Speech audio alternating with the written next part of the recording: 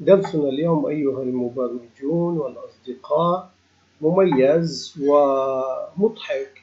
أن النص الذي سوف نكتبه يوجد دالة تقوم بتحويله إلى المقلوب. نلاحظ أن حرف الجيم كان من اليسار أصبح الآن من اليمين. إنها نصوص غير مقروءة، لكن هذه الدالة موجودة، استخدامها ضعيف وخاص جدا. إذا تم حذف البرمجيات وعدنا إلى الفيجوال بيزك وطلبنا التنفيذ،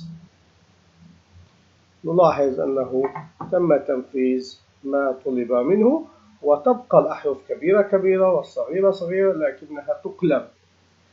لندرس الأسطر البرمجية الموجودة. طبعا يوجد لدينا متغير يأخذ رقم، ويوجد لدينا مجال من السطر الثاني إلى السطر الرابع.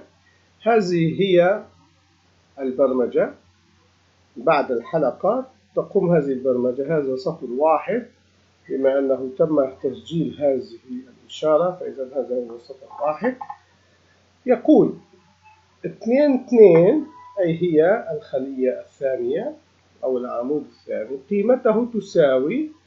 هذه هي اسم الدالة التي تقوم بقلب النص الذي موجود ب2 بالعمود الأول، قيمته تقلب وترحل إلى العمود الثاني مكان ما نحن نريد أن نرى النص مقلوبا. وتنتهي الحلقة بالنكست، وتنتهي البرمجة بنهاية السطر الرابع. شكرا لمتابعتكم. الأفكار جديدة والأفكار ممتعة وتفيدكم.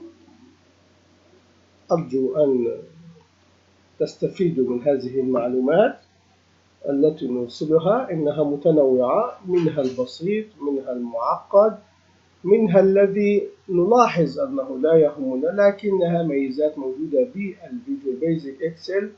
أريد أن لا أبخل عليكم بأي معلومة عرفتها وانتبهت أنها مناسبة ومفيدة للجميع. أرسلها لكم. نلتقي غدا بإذن الله.